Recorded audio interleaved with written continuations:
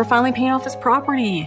I'm just going to say Janelle does not like Meri or care for her. Oh gosh, I'm a guy. There are certain things I'm just going to remember, and there are certain things that just aren't going to matter to me, even if they do matter to you. Robyn, such a tragic figure, isn't she? It's almost too rich. Here she was, living her best life as the golden child of Kody's polygamous nightmare, basking in the godlike treatment she adored, until one by one, her sister wives noped the heck out. And now, oh now, she's crying about it. How tragic that she's finally gotten exactly what she always dreamed of: control and a monogamous husband. Seriously, I'm sorry, but it's almost too much to take seriously. Let's break it down. Robyn didn't actually want to be the only wife. She wanted to be the favorite, the one who got all the attention and perks. There's a big difference. And what's really hilarious, she's not just mourning the loss of her sister wives. She's also mourning her precious little empire of manipulation. Not to mention, she's now left with the delightful task of dealing with her own kids, who, surprise, surprise, she had to twist and turn to get her way with. Plus, without the others around, there's no more free cash flow rolling in. Who's going to fund her lifestyle now, huh? And let's talk about how Robyn and Kody have been living as a nice, cozy, monogamous couple this whole time in Flagstaff. Everyone, audience included, saw that Kody was just hanging around with Robyn while occasionally gracing his other wives with his presence. Christine? Kody didn't even bother spending the night. Janelle? Maybe once a month. But Robyn? She got him all to herself. So the tears? Yeah, they're a little hard to buy when you look at the bigger picture. We've got so much to dive into today, so let's not waste any time. Let's jump straight into it. Hey everyone, what's up? It's Elena here, and welcome back to my channel Reality Nexus X. Kody and Meri's views on who really paid for Leon's education are a masterclass in hypocrisy and finger-pointing. Last season, Meri vents to Jen that she footed the bill for Leon's schooling, not the family. But in the very first episode of Season 13, Kody blasts her for using family money for things like Leon's education.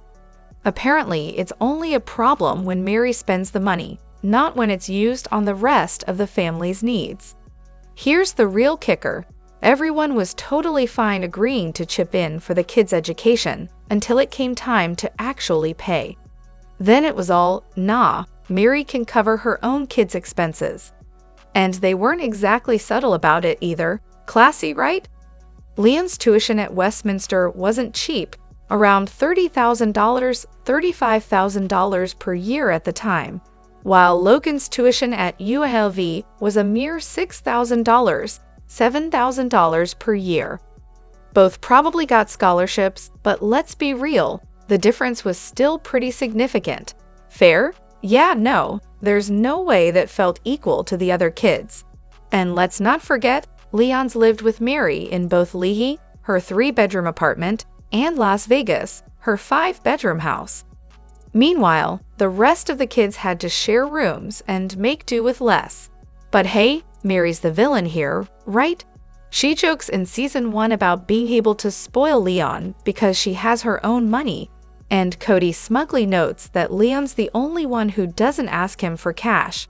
I can imagine the other kids, who were stuck in overcrowded rooms, rolling their eyes at that. Meri can't win. If she had used family funds for Leon's education, you can bet it would have been a huge, "that's not fair" moment. They'd probably say, she has just one kid. She shouldn't get special treatment. She doesn't deserve to spend family money. But when Meri says, fine, I'll pay out of my own pocket, it's suddenly, oh, Meri, hoarding her resources like the wealthy, one-child villain she is. Classic. What is going on in Utah? I just watched the Gabby Petito documentary, followed by the Ruby Frank doc, and now I'm seriously questioning what's happening in this state. I had never even heard of Moab, Street George, or Provo outside of Sister Wives, and now this. It's like Utah is just popping up on the crime map, and not in a good way. And let's not forget the Susan Powell case. So what's the deal? Well, I'm from Utah, and let me tell you, there's this insane pressure to keep up with everyone else. You're supposed to marry young, have a ton of kids, and be part of the Mormon faith to even matter. It creates a breeding ground for people who aren't emotionally prepared for serious relationships or parenting, and eventually they crack. But I don't think Utah itself is the problem. It's more about how certain churches wield power, judgment, manipulation, patriarchy. Obviously, most church members don't act like this, but it's the ones who do that seem to grab all the headlines. I live here, and I feel pretty safe, honestly. Now, as for Gabby Petito, yes, her case had ties to Utah, but let's not pretend Brian Laundrie's crime spree is because of the state. The guy was a Florida man. Do we blame Florida for his actions too? And then there's Lori Vallow and Chad Daybell. As the True Crime Squad ladies said during the trial, the Mormons are not all right. I've never been to Utah, but it seems like there's this wild obsession with perfection that pushes some people to the brink. Just last night, I watched the Ruby Frank doc on Hulu, and my husband, who had no idea who she was, came out of the shower, glanced at the TV, and immediately said, "If this woman's not from Utah, I'll eat my hat." The more I watch Kody, the more I start to wonder if he ever threatened the wives with the whole, "I'll just find another wife if you won't give me another baby" spiel. Like, seriously, imagine him dropping that line like it's no big deal. "Oh well, I'll just find someone else to give me more kids if you're not up for it." Sure, he probably tries to laugh it off like it's a joke, but given how obsessed he is with having a lot of children, like it's some twisted competition, I'm not convinced it's all just humor. Take Christine having Truly during the chaos of him bringing in a fourth wife. That situation was a mess, and I honestly wouldn't be surprised if part of Christine's decision to have another child was influenced by Kody's suggestions. Of course, Christine loves Truly, and I'm sure she didn't need too much convincing, but considering the whole keep sweet mentality, who knows how much of it was her own choice. And then there's Meri. The poor woman gets so much flack for only having one child. It's like they can't let her live it down, despite the fact that she wanted a big family. They're still throwing shade at her like one child doesn't count. Meanwhile, they try to make Robyn look like a saint for offering surrogacy, because that's somehow the solution to everything.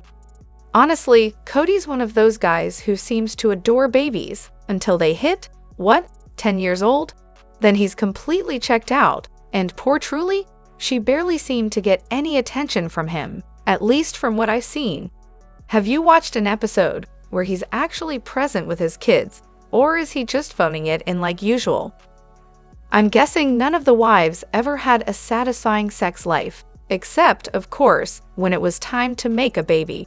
Oh, and probably during the pregnancy, when the whole getting pregnant concern was off the table. So why on earth did Kody want Janelle to buy Christine's house? It doesn't make sense, right? Well, here's the deal. There's a clip from Janelle explaining this, but it got cut from the US version, so let me break it down for you. Apparently, Kody loved that house, because who wouldn't want a hot tub in their life? He was planning to run his empire of businesses out of it naturally. His big idea was for Janelle to use her buying power to grab it, because obviously he couldn't do it himself. Classic. But here's the kicker. Kody liked hanging out with Janelle because, unlike the others, she was chill. She didn't rock the boat, didn't demand much, and honestly, she was just happy with whatever he gave her. So the house would give him a nice escape when life at the McMansion became too stressful. It was like his personal retreat, a place to relax when the pressure from the whole trying to build on Coyote Pass thing was too much. It also meant he didn't have to deal with Janelle's push to actually build there anytime soon. Now, if Janelle bought the house, that would have been a solid 2-year delay before she could even think about financing a build on Coyote Pass. She wanted to start ASAP, but of course, Kody wasn't exactly rushing to get things done. And let's be real, he probably also wanted to take advantage of Christine and overcharge her on the house. After all, he needed to get that equity back under his control. But watching him squirm as Christine and Janelle left, chef's kiss. Absolutely love it when he gets uncomfortable. You'd think he'd be used to it, but no, seeing him get a taste of his own medicine was just too good. As for Janelle, she should have done a t-shirt with her family's picture and a bold abandoned slogan, marking the date the gruesome twosome tied the knot. That would have been the perfect passive-aggressive statement. So buying the house made sense for Janelle at the time, especially since Christine offered to rent it to her. But honestly, Janelle was probably just annoyed because it was Christine's house. You know, women being petty, can't help it. She didn't want to feel like she was getting the leftovers, even though renting from Christine would have been way better than living in an RV or some tiny apartment. And let's not forget, she could have had Christine and Truly come visit, and it would have been a familiar space for them. But no, Janelle wasn't having it. She was too focused on building on Coyote Pass, and she just couldn't get past the idea of renting. Of course, the real punchline is that Janelle had no clue that Kody never planned on building there anyway. Classic Kody move. In the latest seasons, I honestly couldn't help but feel sorry for Meri. And believe me, I'm not a fan of hers, but what Kody put her through is next level insane. Seriously, a sister wife like Robyns wouldn't stand for any of this nonsense. To stick with a man so ridiculously insecure and immature, embarrassing. It's like watching someone so out of touch, it's almost sad. So kudos to Meri for finally deciding to walk away. And how priceless is it that Kody didn't want their conversations filmed because he was worried about getting more hate. Please, Kody, we're not blind. We see right through you. But let's talk about Robyns for a second. When's she going to take some responsibility for the way she helped lie to Meri? It's honestly mind-boggling that Kody and Robyns expected Meri to tolerate things they'd never put up with themselves. The double standards are off the charts. Dayton, watching from the start again, and honestly, I think social services should just swoop in and rescue that poor kid. I mean, imagine being pulled from everything you've ever known and thrown into a new house with 13 random siblings, an overstimulating circus of a household. It's enough to stress out any kid, let alone one who's autistic. You can literally see his confusion and devastation when he finds out about the adoption. It's heartbreaking. I'm on season 8 now, right after his eye surgery, and they're on vacation. Wait for it. Letting the kids ride ATVs? Poor Dayton has an anxiety attack, and Robyns' great advice? Face your fears. Classic. I can only hope he found a way to escape from that woman. And it's so interesting to me how Dayton is told to face his fears, while Aurora is coddled and rewarded for having hers. Makes perfect sense, right? That scene with Dayton and Robyns was just rough. She should have been way more understanding of his anxiety, especially considering how much sympathy she shows to Aurora and Brianna during their panic attacks over moving. But hey, it's hard to care about the kid whose dad basically signed him away, right? Maybe telling 13 kids they suddenly have a new sibling and then expecting them to just drop their hobbies after years of doing them isn't as easy as it sounds. And let's not forget that Kody and Robyns have at least one ATV at their Flagstaff house. So the Face Your Fears lesson doesn't exactly stop with that episode, does it? Nice touch, rubbing it in further. Now, you're saying CPS should take Dayton away. But was it your whole issue that he was already taken away and placed with random people? Do you even know what happens in the foster system? Oh, and about the RV thing, first of all, I'm assuming you mean ATVs, since RVs are for driving, not riding. ATVs are a pretty standard activity for kids in rural or semi-rural areas across the country.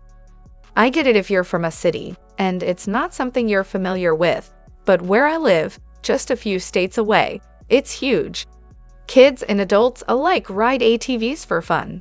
Heck, it's one of the few activities they can do out there. They can't exactly hit the mall or go to the movies like regular kids. But yeah, poor Dayton. His dad signed his rights away, so it's understandable he'd be stressed. But honestly, I'm way more concerned about Aurora and Brianna. Those two don't seem like they could function in the real world at all. At least, Dayton's smart and capable. So, here I am, leaving Vegas, and let me tell you, I'm still totally in the dark about this show. I mean, it's not hard to be clueless when I didn't even know this thing existed a week ago. Still, based on what I've seen so far, I'm convinced Meri's the one leaving first. But Christine? Yeah, she's definitely got more issues with Kody, but who knows at this point. Also, since Meri basically checked out of the whole marriage situation, I'm starting to think all three of Kody's original wives are pretty much screwed when it comes to actually having a real marriage. Meanwhile, Robyns just sitting pretty, claiming her title as the last wife standing, at least for now. Oh, and she's also winning the awards for most dramatic, biggest liar, and most fake. Honestly, it's like the more I watch, the more Kody turns into this egotistical, maniacal hypocrite. But hey, maybe they'll work things out. Wouldn't that be nice? It'd give people some hope in their own situations. Still, I can't help but feel like the three wives aren't going to last much longer. I'm cranking through these episodes, and once I catch up, I'll dive into all the comments and responses. But for now, don't spoil anything for me. Is Kody just stuck, or is this who he's always been? I remember watching the older seasons and could see he actually seemed to care about the OG wives and the kids. But now, it seems like Robyns has dragged him down to her level, and honestly, it's hard to imagine the old Kody still being in there. It's like she sucked the life out of him, and now he's just this angry, miserable guy who's lost everything because of her. But do I think Kody's changed? Honestly, no, not in the way you think. I don't think he was ever a great partner or parent, even before Robyns came around. Here's the thing, Robyns entered the picture pretty early on, so we never really got to see who Kody was without her influence. Imagine being on a reality show. At first, you're hyper-aware of the cameras and go out of your way to craft an image of yourself. But over time, you forget about the cameras, and the real you starts to slip out. I honestly believe the Kody we saw before Robyns was just the version he was playing for the TV audience. Kody loves the wives and kids who worship him. He thrives on the attention, being the center of everything, and not having to deal with the day-to-day responsibilities of being a husband or father. He enjoys being the star everyone is obsessed with. But what he couldn't handle, his kids growing up and thinking for themselves. They didn't blindly worship him like he wanted, and that's what crushed his dream. The worst part, the only kids who still adore him are Robyns. It's like that meme that goes, sometimes people use respect to mean treating someone like a person, and sometimes to mean treating someone like an authority. For Kody, if you don't respect me, I won't respect you really means, if you don't treat me like I'm the boss, I'll treat you like you're nothing.